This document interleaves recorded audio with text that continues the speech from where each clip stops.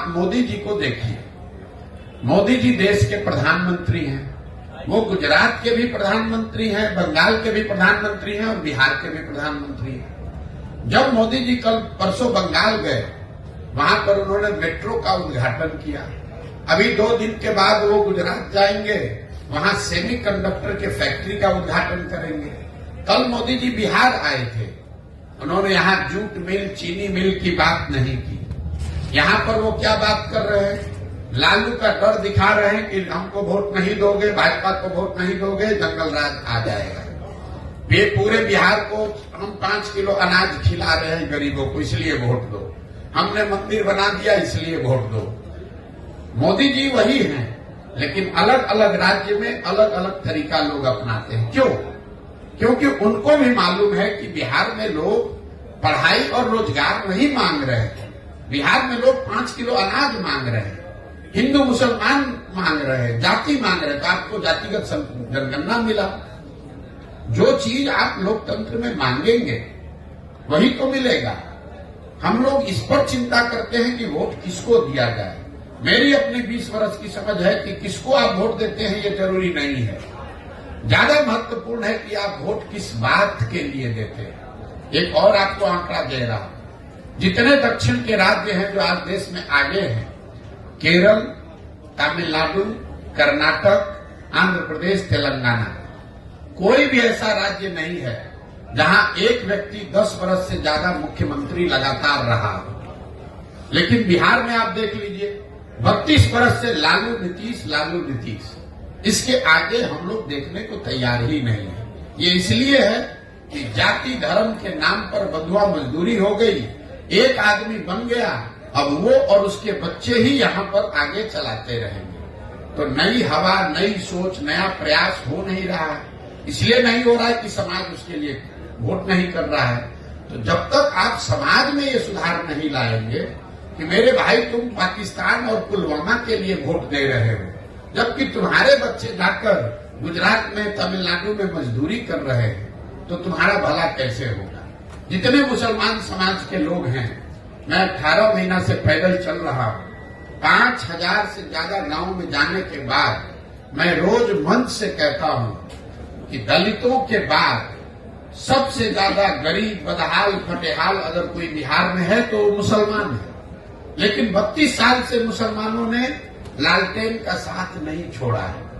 इस 32 साल में मुसलमानों ने कभी ये नहीं पूछा लालटेन से कि आप सड़क मंत्री हैं तेजस्वी जी, हमारे गांव में सड़क क्यों नहीं बना? आप ग्रामीण कार्य मंत्री हैं, लेकिन हमारे गांव की नालियों गलियों की दुर्दशा क्यों है? आप स्वास्थ्य मंत्री थे, हमारे बच्चों के लिए अस्पताल, दवा, डॉक्टर क्यों नहीं है? आप शिक्षा मंत्री थे, हमारे बच्चों के लिए पढ़ाई क्यों नहीं? मुसलमान इन सारे परेशानियों के बावजूद जाकर उसी लालटेन को वोट दे रहा है। यही हाल भाजपा के वोटर का है। कोई नहीं पूछ रहा है मोदी जी से कि भाई आप देश में इतने बड़ी बड़ी बात कह रहे हैं, बिहार की बंद चीनी मिल, जूट मिल कब चालू होगी ये बताओ। आप बताइए, देश में कौन ऐसा उद्योगपति है जिसको अगर मोदी जी ये कह दे कि तुमको बिहार में जाकर चीनी मिल लगाना है और उसका हिम्मत है कि वो कह दे कि नहीं लगाएंगे? फिर मोदी जी ने ये क्यों नहीं कहा? इसलिए नहीं कहा कि उनको मालूम है कि ये काम करे चाहे न करे, बिहार की जनता हमको मुफ्त में वोट देगी ही देगी। उनको मालूम है कि बिहार की जनता भाजपा को सिर्फ एक बात पर वोट देगी, लालू का डर दिखाते रहो, वोट बोड़ा में लेते रहो, मंदिर और अनाज की बात करते रहो, लोगों से वोट लेते रहो। इसी तरह लालू जी को पता चल गया है कि मुसलमानों के लिए काम नहीं करना है, उनको सिर्फ भाजपा का डर दिखाते रहना है। ना उनको भागीदारी देनी है, ना हिस्सेदारी देनी है, उनको किरासन तेल बनाकर अपने लालटेन में जलाते रहना है। मुसलमान अपना और अपने बच्चों का भविष्य जला रहा है।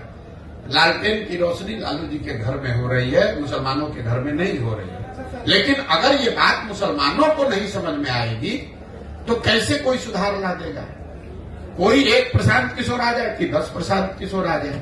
इसीलिए हमने दल नहीं बनाया है, इसीलिए हम वोट नहीं मांग रहे हैं। हम ये कह रहे हैं कि नहीं, पहले आप समझो, आप खड़े हो। अगर आप अपने बच्चों के लिए खड़े होगे तो प्रशांत किशोर आपकी मदद करेंगे। आपको लग रहा है कि हम कुछ नया काम कर रहे हैं। हम अपने दिमाग में वही काम कर रहे हैं जो पहले कर रहे थे।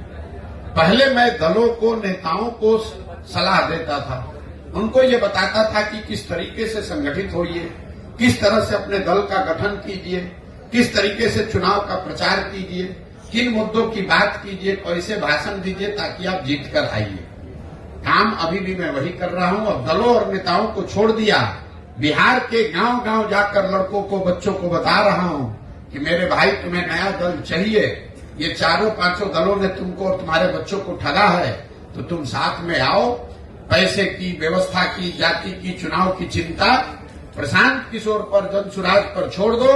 तुम साथ में आओ, एक नया दल, नया विकल्प बनाओ ताकि तुम्हारे और तुम्हारे बच्चों का आने वाला भविष्य बेहतर बने। विकल्प के अभाव में किसी की बंधुआ मजदूरी आपको न करनी पड़े, यही वो प्रयास है।